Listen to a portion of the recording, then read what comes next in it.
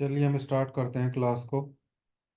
आज त्योहार भी है तो हो सकता है कुछ लोग ना आए। वो कल भी बात हो गई थी, और हालांकि मेरा भी फास्ट है लेकिन क्लास लेना थोड़ा ज़रूरी इसलिए था कि सैटरडे को बहुत कम टाइम लग पाता है। मेरा क्लास सैटरडे को हो ही नहीं पाती है मैक्सिमम केस में।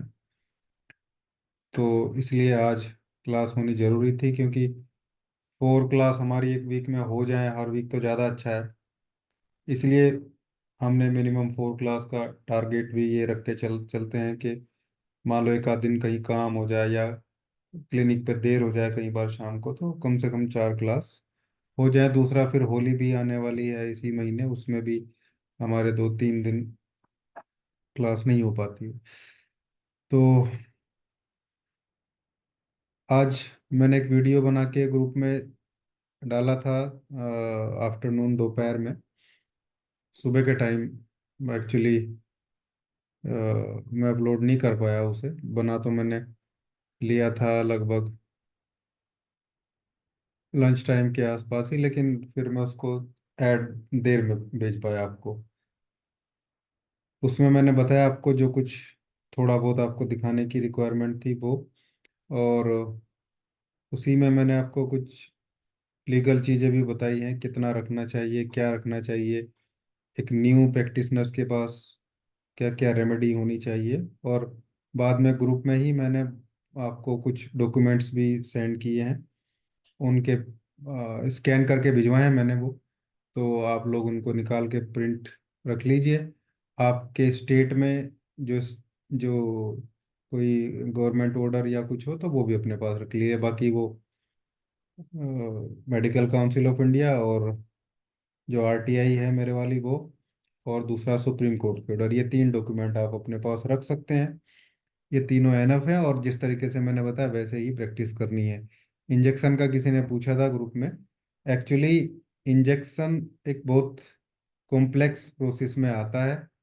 आप ये समझिए कि बीएएमएस और बीएचएमएस या बीयूएमएस जो रजिस्टर्ड पैथी हैं, उनको भी इंजेक्शन लगाने की परमिशन नहीं है।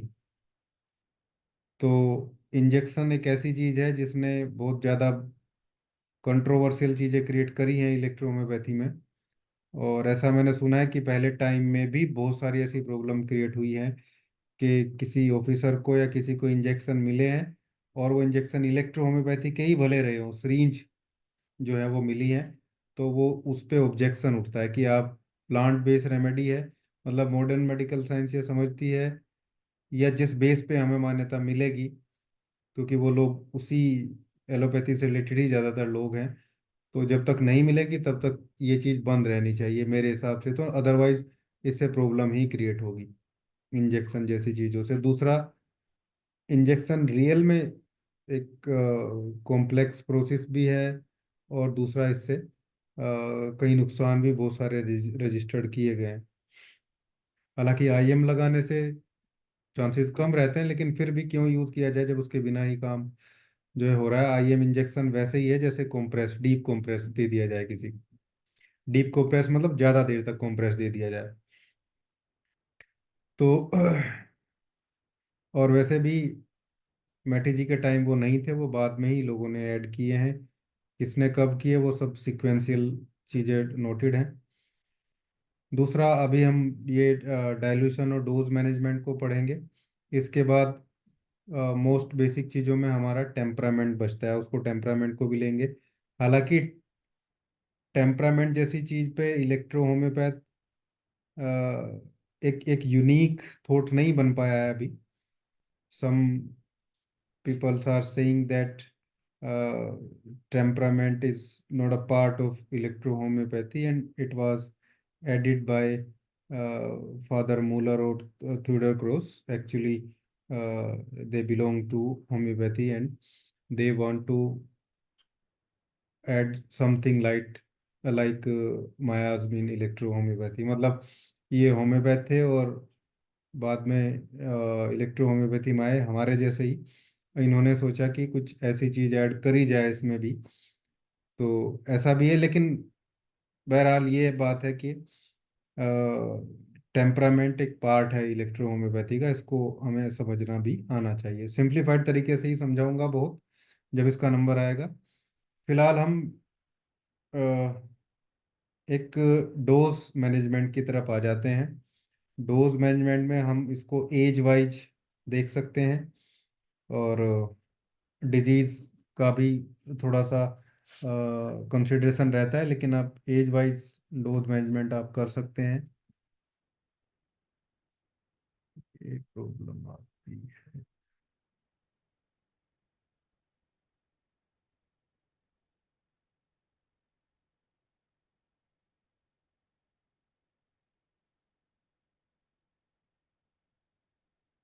अभी मैं करता हूँ जरा, थोड़ा स्मॉल हो गया है फोन तो एक्चुअली।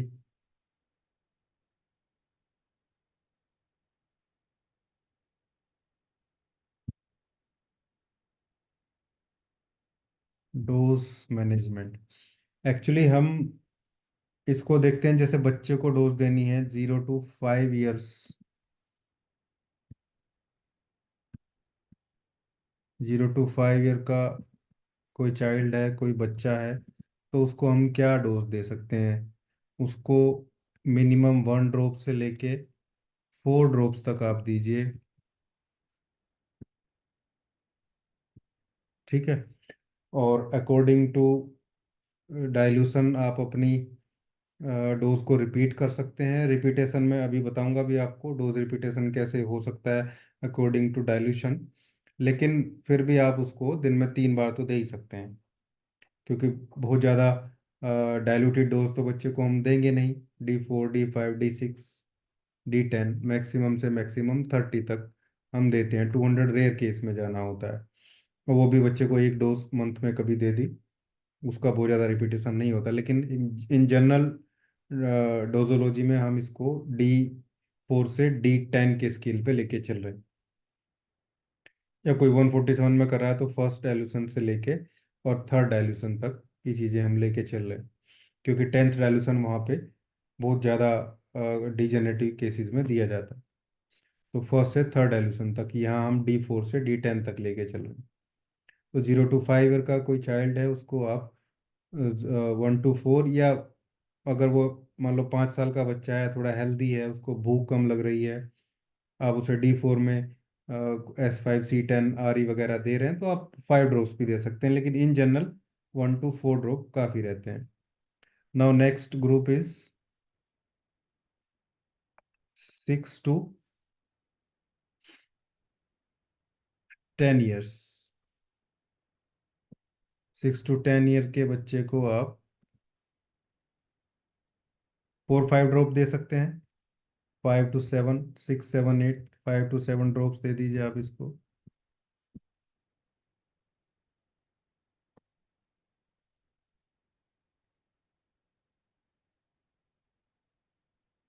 नाउ एक ग्रुप हम और बनाते हैं इसमें, और ये रहता है 11 to 15 ईयर्स का, या 18 तक भी ले सकते हैं, लेकिन 15 से ऊपर अब आप उसको सीधा एडल्ट में भी ले जा सकते हैं। 15 से ऊपर सीधा एडल्ट डोज आप उसको दे दीजिए। इसको 7 to 10 ड्रॉप्स। वेट के अकॉर्डिंग भी इलेक्ट्रोहोम्योपैथी में मैटर करती हैं चीज़ें, क्योंकि हम उसको होम्योपैथिक तरीके से नहीं देखते हैं। तो अगर बच्चा हेल्दी है और वो 11 ईयर का ही है, तो आप उसको 10 डोज भी दे सकते हैं, कोई ऐसी प्रॉब्लम जनरेट नहीं होगी। बाकी इसके बाद में एडल्ट डोज आती है। 15 ईयर के बाद में एडल्ट डोज है, और वो है आपकी 10 to 20 ड्रॉप्स। 10 से 20 बूंदे आप पेशेंट को दे सकते हैं।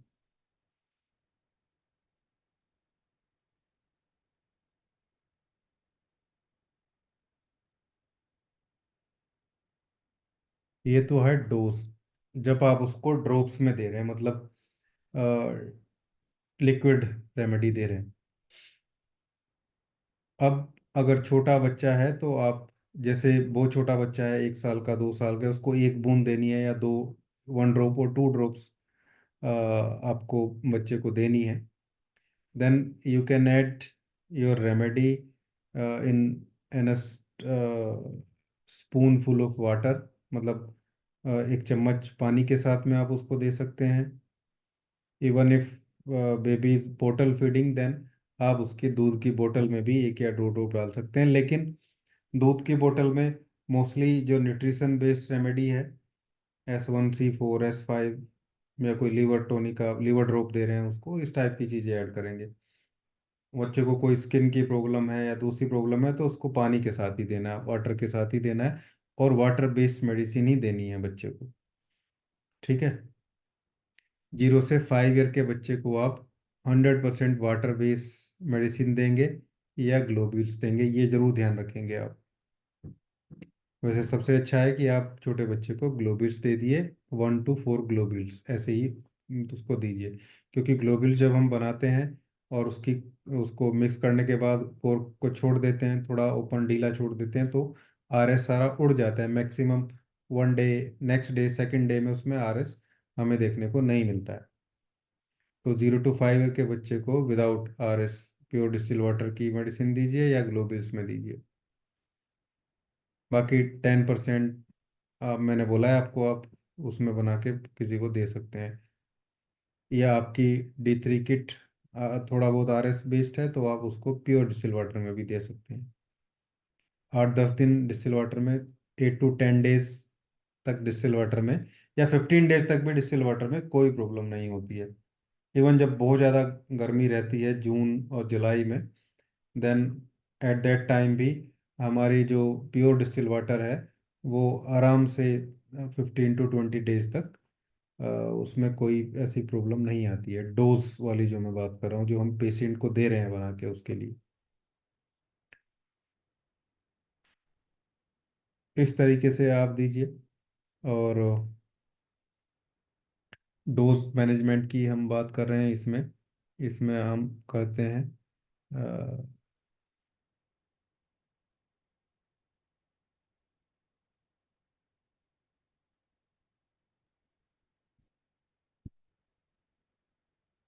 Repetition of dose. डोज को रिपीट कैसे कर सकते हैं आप? इसको थोड़ा अगर आप डाइल्यूशन बेस पे ले जाएं तो ज़्यादा बेटर रहेगा कंसिडरेशन। मतलब your dose repetition is very dependent on the dilution which we are giving to our patient। हम कौन सा डाइल्यूशन उसको दे रहे हैं, ये बहुत ज़्यादा मायने रखता है जब आप रिपीट करते हैं डोज के लिए। और इसमें दो बड़ी चीज़ें, there are two factors in the repetition of dose.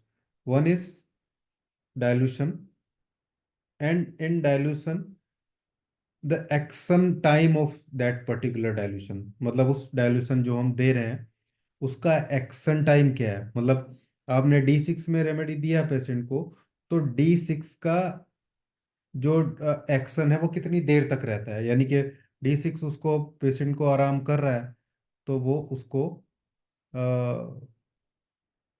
कितनी देर तक आराम करे।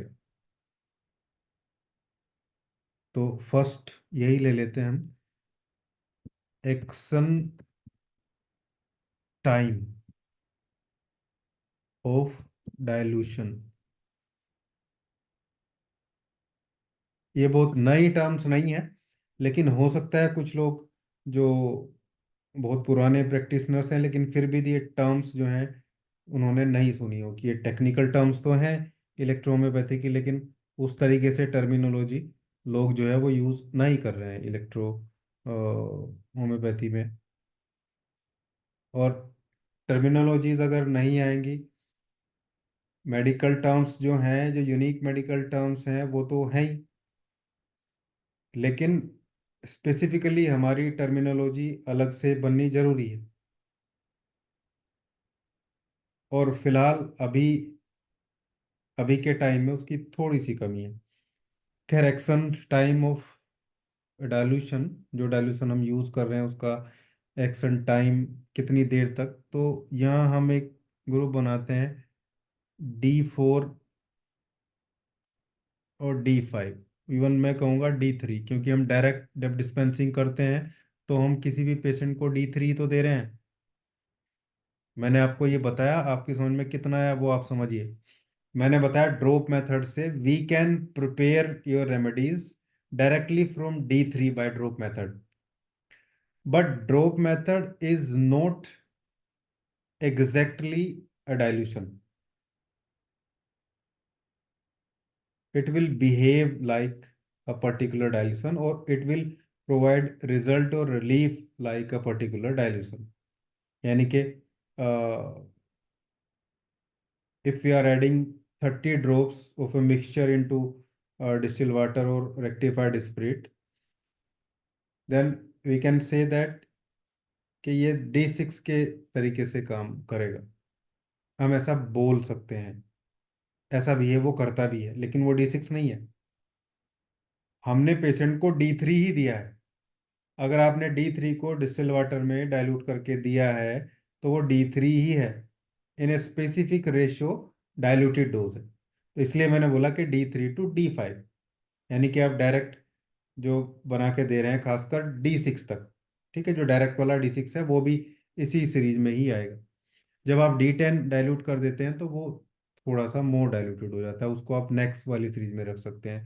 तो D3 to D5, या कई बार हम ग्लोब्यूल्स में भी डिस्पेंस करते हैं, तो D3 to D5 का जो डाइल्यूशन है उसका जो एक्शन टाइम है, मीन्स ड्रग का एक्शन टाइम है, कितनी देर तक वो पेशेंट को आराम करेगा, ये मैं बोलना चाह रहा हूँ। तो ये 1 आवर्स, 1 आवर से लेके आप मान के चलिए 2 आवर्स तक पेशेंट को इसके रिजल्ट जो है वो मिलते रहेंगे, यानी कि हमें इसको थोड़ा फ्रिक्वेंटली रिपीट करना होता है। इसलिए लो बीपी वाले पेशेंट को, फेंटनेस वाले पेशेंट को, या एनीमिया वाले पेशेंट को हम कई बार बोलते हैं कि इसको 6 से 7 डोज या 6 डोज, 6 से 7 डोज हम उसको पूरे दिन में दें, हर 2 घंटे पे उसको एक डोज मिलती रहे। नाउ D6 to D10, या D6 और D10, मैक्सिमम इन्हीं दो डाइल्यूशन का यूज करते हैं, लेकिन 2 भी लगा रहा हूं मैं क्योंकि D8 भी यूज करते हैं और D8 भी लगभग वैसे ही काम करता है। इनको हम कोशिश करते हैं कि हर एक 3 घंटे पे या हर एक 4 घंटे पे इनकी डोज पेशेंट को मिलती रहे, यानी कि 3 आवर्स to 5 आवर्स तक इन डाइल्यूशन का इफेक्ट पेशेंट को देखने को मिलता रहता है। 5 आवर्स।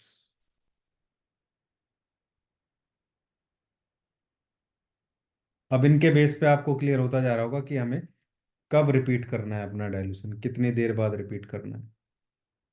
यानी कि D6 दे रहे हैं तो पेशेंट को कम से कम 4 डोज, 3 से 4 डोज, 3 डोज तो कम है, 3 डोज बहुत कम है, लेकिन 3 डोज का हम D6 में कई बार यूज कर लेते हैं, ठीक है।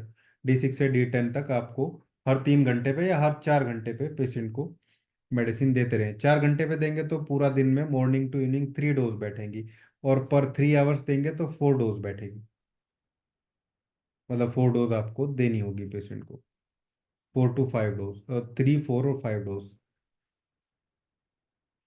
Per day. Now 30 dilution, 30 dilution में क्या देंगे, इसका एक्शन क्या है, इसका एक्शन है 8 आवर्स टू 12 आवर्स, 8 से 12 घंटे। इसलिए 30 को मैं आप लोगों को हमेशा बोलता हूँ कि सुबह शाम दिन में 2 बार आप दीजिए। हालांकि 3 टाइम्स भी रिपीट कर सकते हैं, ऐसा नहीं है, लेकिन क्योंकि इसका इफेक्ट थोड़ा डीपर रहता है, डीप टिश्यू में जाके ये अपना वर्क जो है, स्टिमुलेशन या जो भी है वो स्टार्ट करती है, तो we have to repeat every 8 to 10 hours or 12 hours. मतलब we can give this, we can dispense this particular type of dilution morning and evening, twice a day, BD. अब हाइयर डाइल्यूशन की तरफ चलते हैं। 200 dilution देना है patient को। इसका एक्शन क्या रहेगा? 12 आवर्स टू 24 आवर्स, 12 से 24 घंटे। इसलिए 200 को हम दिन में एक बार, या बहुत रेयर केस में पहले 3 दिन के लिए या पहले 5 दिन के लिए दिन में 2 बार, सुबह शाम भी कई बार हम पेशेंट को दे देते हैं। खासकर स्किन वाले केस में हो सकता है हम 8 दिन, 10 दिन या 15 दिन भी सुबह शाम उसको चला दें। या आर्टिक एरिया का केस हो गया है, इस टाइप के केसेस में हम 200 को, ये कैंसर वाले केस हो गए जिनमें लगातार 10-15 डेज तक हम दिन में 2 बार चला सकते हैं। लेकिन जनरली वंस अ डे ही 200 को हम रखते हैं। इधर रिपीटेशन ऑफ डोज में मैं लिखूंगा भी आपको। वैसे मैंने बोल ही दिया, क्लियर होता ही जा रहा है। Now 1000 diluted dilution. तो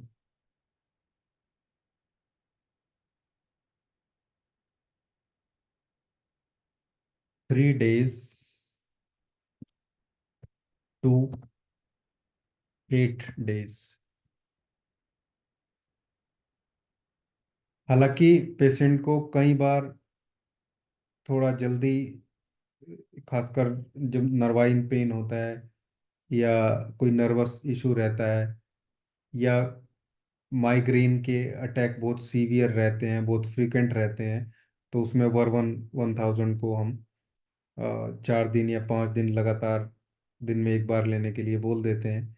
या किसी को बहुत ज़्यादा पेन है, न्यूरैल्जिक पेन है, या नंबनेस के केस में फेब्रिफिको 1000 को लगातार 5 दिन दिन में एक बार लेने के लिए बोल देते हैं। या पैरालिसिस के केस में फेब्रिफिको 1000 को 5 दिन इवनिंग में और 5 दिन मॉर्निंग में, मतलब चेंज करके टाइम को, first 5 day morning, then second 5 days evening, ताकि रेजिस्टेंस ना बने मेडिसिन का। क्योंकि फेब्रिफिको 1 पैरालिसिस वाले पेशेंट को बार बार रिक्वायरमेंट रहती है, उसको नंबनेस के लिए, सेंसेशन वापस लाने के लिए, पेन को मैनेज करने के लिए बहुत अच्छी रेमेडी है। तो कई बार इस केस में ये एक्सेप्शनल चीज़ें हैं। इसके अलावा हम 1000 को पहले 1 या 2 दिन या 3 दिन जो है सिंगल डोज पर डे देने के बाद में उसको वीकली चलाते हैं। क्या कोई भी रेमेडी हो, मोस्टली वीकली ही हम इसको प्रीफर करते हैं। नाउ 10,000 अभी इलेक्ट्रोहोम्योपैथी में यूज होने वाला हाईएस्ट डाइल्यूशन है ये। Drug of action 15 days to 30 days। इसको कभी भी रिपीट करने के लिए मैं नहीं बोलता हूँ, कोई भी नहीं बोलेगा। या तो फोर्टनाइटली देंगे आप इसको, मीन्स 15 डेज में एक बार, यानी कि मंथ में 2 बार मैक्सिमम। या फिर मंथ में 1 टाइम्स देंगे, मंथ में एक बार, महीने में एक बार। एक्शन टाइम ऑफ डाइल्यूशन से हमें रिपीटेशन ऑफ डोज का भी आइडिया साफ साफ ही लग जा रहा है। आप देखिए, आप समझ पा रहे होंगे।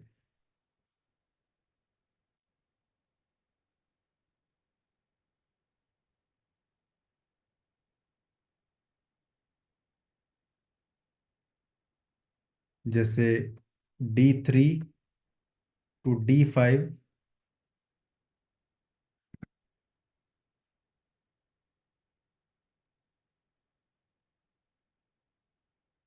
एवरी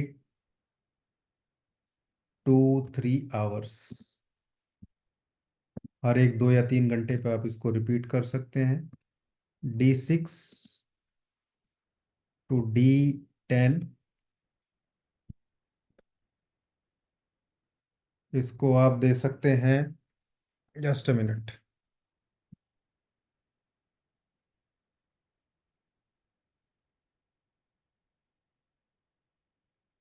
D6 to D10, इसको आप दे सकते हैं 3 to 4 times a day। Dose already ऊपर बता चुका हूं मैं, जो भी डोज आपको देनी है उसको रिपीट आप इस तरीके से कर सकते हैं। और 30 को आप दीजिए 2 times a day।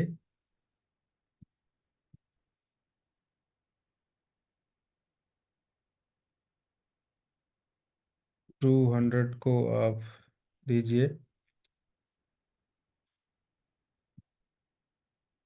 once a day। 1000 को आप दीजिए वीकली। और 10,000 को आप दीजिए मंथली।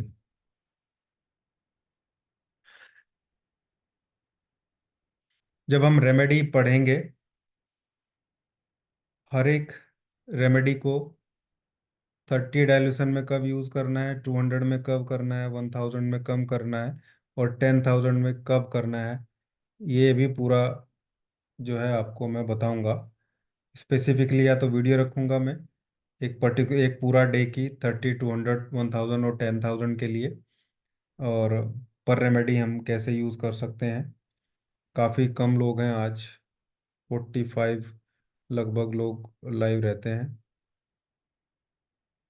आज 29 है, फीमेल नहीं आई होंगे। दूसरा त्यौहार भी है, काफ़ी बड़ा त्यौहार है आज वैसे तो।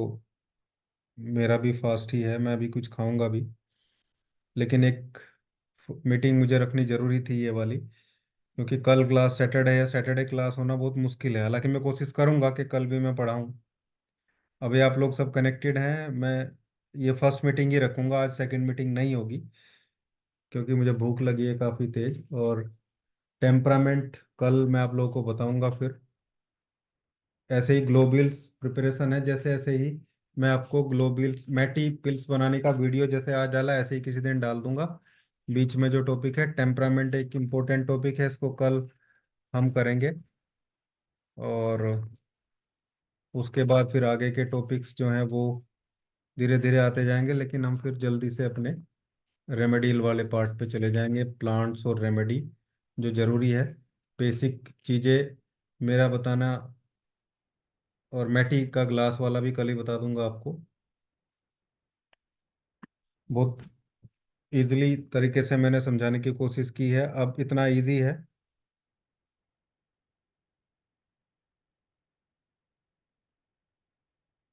नहीं, जरूरत पड़ने पर टीडीएस किसी को नहीं देना है, जरूरत पड़ने पर टीडीएस इसे दे सकते हैं, इफ नीडेड। इतना तो आप भी कुछ लिखोगे ना सब। अब मैं पढ़ा रहा हूँ आपको, आपके नोट्स थोड़ा ही बना रहा हूँ मैं। थोड़ा सा मेरे पे रहम करिए।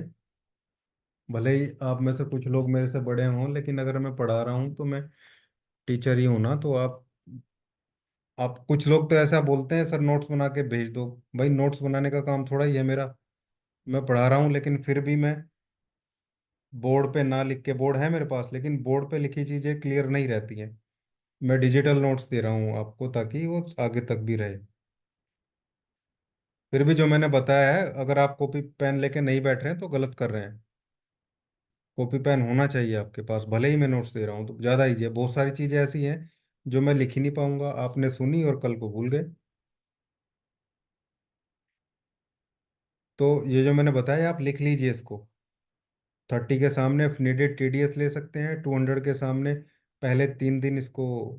जब भी आप 200 शुरू करें किसी का, अगर सिंगल डोज देनी है तब, मान लो वैन वन 200 में देना है किसी को, जैसे किडनी फेलियर का पेशेंट है, उसे तो वैन वन 200 में डेली ही देना पड़ेगा। S6 भी डेली देना पड़ेगा। हो सकता है 1 महीना देना पड़ जाए,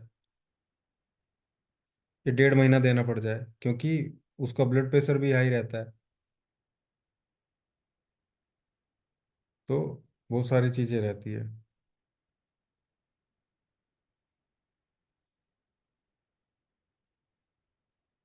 टेलीग्राम पे सर वीडियो तो मैं डाल देता हूँ, आप में से कोई थोड़ी बहुत जिम्मेदारी ले सकता है तो और बढ़िया रहेगा। मान लो मैं मेरे याद ना रहे, आप में से कोई भी एक पर्सन, जैसे पिछले वाले बैच में निमिका मैम थी, वो सब कुछ टेलीग्राम पे भेज देती थी। तो थोड़ा बहुत आप लोग में से कोई मेरी हेल्प कर दीजिए, जो भी मैं डालता हूँ डेटा, आप उसको सीधा एडिजी टेलीग्राम पे डाल दीजिए। ये अच्छी चीज़ है वैसे। जो कुछ टेलीग्राम पे रहेगा वो परमानेंट रहेगा। हालांकि मैं चैट डिलीट नहीं करता हूँ व्हाट्सएप की। मेरे खुद के फ़ोन में तो डिलीट नहीं है, लेकिन आपके फ़ोन में तो डिलीट हो सकती है ना, अगर आपने वो सेटिंग कर रखी है। मेरे फ़ोन में तो जो 2 ढाई साल 3 साल पहले बैच मैंने चलाया था, उसकी भी एक एक चैटिंग पड़ी है। कोई डिलीट नहीं की मैंने। लेकिन खैर, आपके लिए ज़रूरी है तो टेलीग्राम पे आज। जी मंजीत जी, बहुत बढ़िया, थैंक यू आपका।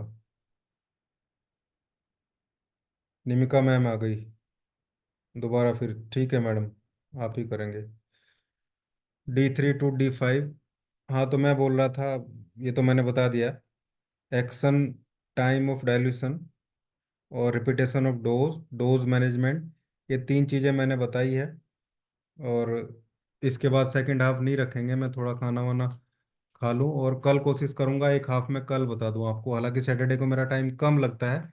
मैं श्योरिटी तो नहीं ले रहा हूँ, एश्योरेंस नहीं है, वादा नहीं कर रहा हूँ आपसे, लेकिन कोशिश करूँगा कि एक हाफ में कल टेम्परामेंट में पूरा कर दूँ, आधे पौन घंटा जो भी लगता है, 1 घंटा, ताकि फिर आराम से हम अपना मेडिसिन वाला पार्ट कर सकें। हाँ, एक चीज़ और मैं आप लोगों को दिखाना चाह रहा हूँ।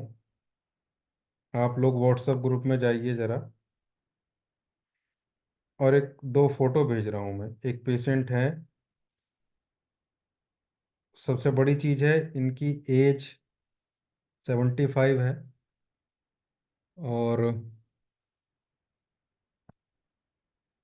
स्किन का एक केस है जो आज सोल्व कर दिया मैंने, केस बंद कर दिया अब इनका। आप देखिए।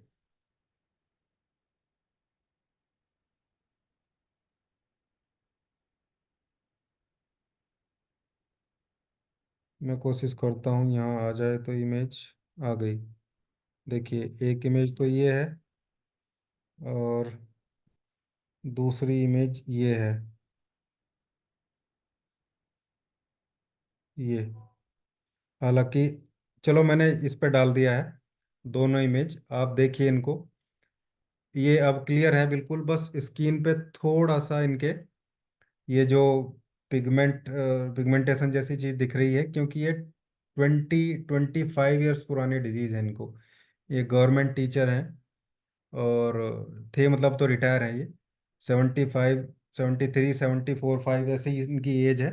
और ये इनको लगातार कुर्सी पे बैठे रहने से प्रॉब्लम स्टार्ट हुई थी, इचिंग, जो धीरे धीरे डर्मिटाइटिस में चेंज हो गई और बहुत बुरी स्थिति इनकी पहुंच गई थी। पूरे बॉडी पे था ऐसा ही। ये तो बैक का एक फोटो है मेरे पास, पूरी बॉडी पे ऐसा ही था, और लेग पे, थाइस पे इससे भी ज्यादा था। आज मैंने केस क्लोज कर दिया। बस अब इनको मैंने APP D4 में बना के दे दिया, कोकोनट ऑयल में लगा के, लगाने के लिए, ताकि एक जो ब्लैकिश चीज स्किन है ये हट जाए। मीटिंग एंड होने वाली है, दोबारा कनेक्ट नहीं करेंगे आज। और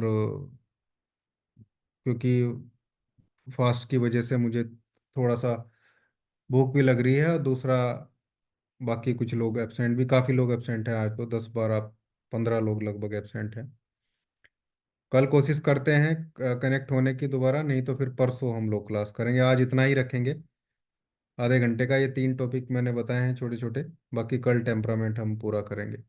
लेकिन इसको सबसे बड़ी चीज़ है, 8 to 9 मंथ लगे इसको ठीक होने